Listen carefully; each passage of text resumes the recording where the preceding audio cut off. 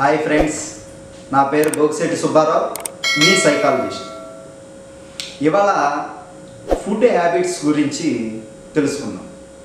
ఎందుకంటే పిల్లల్లో junk food అని మనం బయటికి వెళ్ళి రకరకాల రెస్టారెంట్లో కానీ ఫంక్షన్స్లో కానీ ఫుడ్ రకరకాలుగా బయట ఫుడ్ తిని మనం హెల్త్ ఖరాబ్ అయిపోతుంది, పాడైపోతుంది అని మనం ఎంతో బాధపడుతూ ఉంటాం.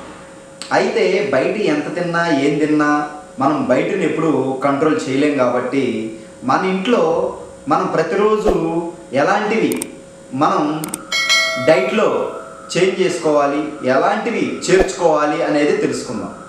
ఇక్కడ మెయిన్ ఏంటంటే నానబెట్టిన డ్రై ఫ్రూట్స్ కానీ, ప్రతిరోజు నానబెట్టిన డ్రై ఫ్రూట్స్ కానీ, ఉడకబెట్టిన శనగలు కానీ, పల్లీలు కానీ, ఇలాంటి ఉడకబెట్టిన గింజలు కానీ, నెక్స్ట్ మొలకలు కానీ, పెసలు, అలసందలు, బొబ్బర్లు ఇలాంటి పెసలు కానీ, వెజ్ సలాడ్ అంటే క్యారెట్ కానీ, కీరా కానీ, ఇలాంటివి వెజ్ సలాడ్ కానీ, ఇలాంటివి ప్రతిరోజు మనం వీటిల్లో కనీసం ఒక 2-3 అన్న మన డైలీ డైట్లో చేంజ్ చేసుకుని ఉండే విధంగా, అది పొద్దున పూట కానీ, మార్నింగ్ ఒకటి, ఈవినింగ్ ఒకటి, లేకపోతే స్నాక్స్ టైంలో ఒకటి కానీ, లంచ్ టైంలో కానీ, ఇలాంటి ఏదో ఒక టైంలో ఒక 2-3 కానీ, ఫ్రూట్స్ కానీ, ఇలాంటివన్నీ ఏదో ఒక 2-3 ఐటమ్స్ ప్రతిరోజు ఉండేటట్టు చూసుకుంటే, నానబెట్టిన డ్రై ఫ్రూట్స్ కానీ, ఉడకపెట్టిన శనగలు, పల్లీలు ఇలాంటివి కానీ, మొలకలు, పెసలు, అలసందలు, బొబ్బర్లు ఇలాంటి రకరకాల మొలకలు కానీ, పండ్లు, మనకి సీజనల్ ఫ్రూట్స్ ఆరెంజెస్ కానీ, మ్యాంగోస్ కానీ, జామకాయలు కానీ, యాపిల్ కానీ, ఇలాంటి అరటిపళ్ళు కానీ, ఇలాంటి ఫ్రూట్స్ కానీ, వెజ్ సలాడ్ క్యారెట్, కీరా ఇలాంటి వెజ్ సలాడ్ కానీ ఎప్పుడు ప్రతిరోజు కనీసం దీంట్లో ఒక 2-3 అన్నా మన డైలీ లైఫ్లో పెట్టుకుంటే, ఇక రకరకాల డైట్లు, ఆ డైట్లు, ఈ డైట్లు, ఇది చేయాలి, అది చేయాలని చేయాల్సిన పని ఏమి ఉండదు. ఎందుకంటే ప్రతి బాడీకి ఒక యూనిక్ డైజెస్టివ్ సిస్టమ్ ఉంటుంది. అందరిది ఒకే రకంగా ఉండదు. ఎందుకంటే మనకి ఏవి పడతాయి, ఏది పడవు, ఏది తింటే డైజెషన్ అవుతుంది, ఏది తింటే డైజెషన్ అవ్వదు, ఏది ఏంటి అనేది మనకి మనం గమనించుకుని మనకి ఏది అవసరము, ఎలాంటివి తినాలనేది మనకి మనం తెలుసుకోవాలన్నమాట. కాబట్టి అలాంటి తెలుసుకున్నప్పుడు ఏది పడితే తిని, ఏది పడితే చేస్తే మన బాడీ అది దానికి కొన్ని యాక్సెప్ట్ చేసి, కొన్ని యాక్సెప్ట్ చేయక మనం అనారోగ్య పాలవటం కానీ, దీర్ఘకాలిక రోగాలు రావటం కానీ ఎక్కువ జరుగుతూ ఉంటాయి. కాబట్టి మన డైలీ లైఫ్లో ఇవి ఉండేటట్టు కంపల్సరిగా చూసుకుంటే, పిల్లల్లో అయినా పెద్దవాళ్ళు అయినా, పిల్లలు జంక్ ఫుడ్ తింటున్నారు, ఐస్ క్రీములు తింటున్నారు, పిజ్జాలు, బర్గర్లు, ఇవన్నీ రకరకాల బయట ఐటమ్స్ అడుగుతున్నారు అని మనం బాధపడే కన్నా, అవి ఒక పూట తిన్న మిగిలిన టైం అంతా ఇవి తిన్నప్పుడు ఆటోమేటిక్గా వాళ్ళు హెల్తీగా ఉండే అవకాశం ఉంటుంది.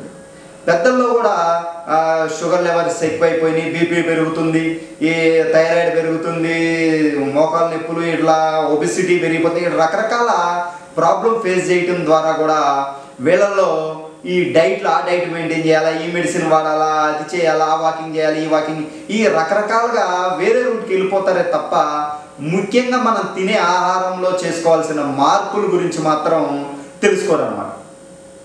ఇక్కడ ఏంటంటే మనం చిన్నప్పటి నుంచి మనం తెలుసుకున్న ఆహారం, తినే ఆహారం అదే విధంగా ఇప్పుడు కూడా తింటున్నామే తప్ప వీటిల్లో ఇప్పుడున్న పరిస్థితికి తగ్గట్టు, ఇప్పుడున్న పరిసరాలు తగ్గట్టు మనం ఎలా తినాలి, మనం ఎలా ఆరోగ్యాన్ని పెంచుకోవాలి, అనారోగ్య పాలు కాకుండా ఉండాలంటే ఏం చేయాలనేది చాలా మందిలో అవగాహన లోపం ఎక్కువ ఉందన్నమాట. కాబట్టి ఇక్కడ మనం తినాల్సింది ఏంటంటే రైస్ తక్కువ తినాలి, అంటే కార్బోహైడ్రేట్ ఐటమ్ తక్కువ ఉండాలి. ప్రోటీను, ఫైబరు, విటమిన్స్, మినరల్స్ ఇవి అన్నీ కలిపితే ఈ కార్బోహైడ్రేట్ కన్నా ఇవి ఎక్కువ ఉండాలి తప్ప ఇది ఎక్కువ ఉండి ఇవి తక్కువ ఉంటే మనం దీర్ఘకాలిక అనారోగ్యం పాలవటం అనేది గ్యారెంటీ. ఎందుకంటే షుగర్ లెవెల్ పెరగటం వల్ల షుగర్ రావటం కానీ, ఫ్యాట్ పెరగటం వల్ల మనం రకరకాల హార్ట్ ప్రాబ్లమ్స్ కానీ, కొలెస్ట్రాల్ పెరగటం కానీ, ఇలాంటి రకరకాలుగా మనకి ప్రాబ్లం ఫేస్ చేస్తూ ఉంటాం అన్నమాట.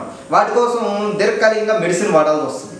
కాబట్టి ఇవన్నీ ముందు జాగ్రత్తగానే మనం తెలుసుకుంటే ప్రతి ఒక్కళ్ళ ఇంట్లో నానబెట్టిన ఉడకబెట్టిన వెజ్ సలాడ్ కానీ ఫ్రూట్స్ కానీ కర్రీ ఎక్కువ రైస్ తక్కువ కర్రీ ఎక్కువ అన్నాను అంటే కర్రీలో మనం ఇక్కడ బయటికి వెళ్ళి ఎక్కువ కర్రీ తినేయటం, ఉప్పు కారం ఎక్కువ ఉన్న కర్రీలు తినడం ద్వారా కడుపు మంట ఇలాంటివన్నీ వస్తాయి.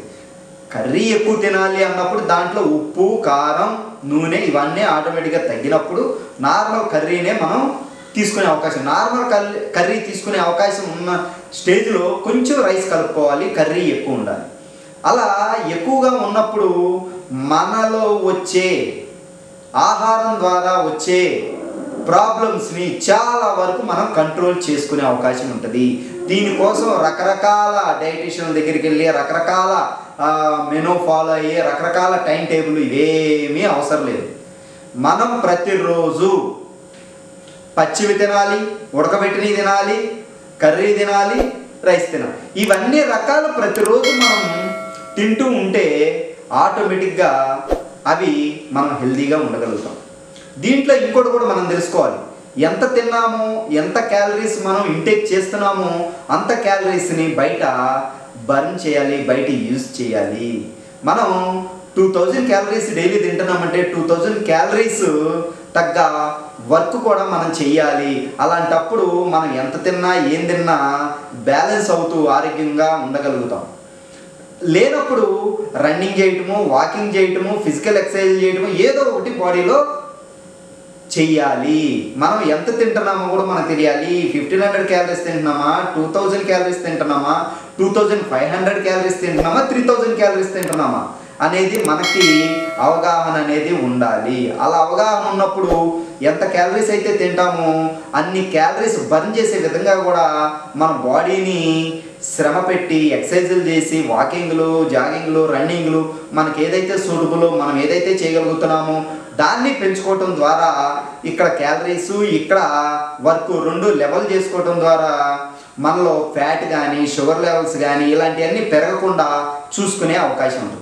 కాబట్టి మీరందరూ ఫుడ్ హ్యాబిట్స్ మీద కొంచెం మీలో ప్రతిరోజు మీ డైట్లో ఈ మెనూని చేర్చుకుని చేంజ్ చేసుకుంటూ ఉంటారనేది నా యొక్క అభిప్రాయం.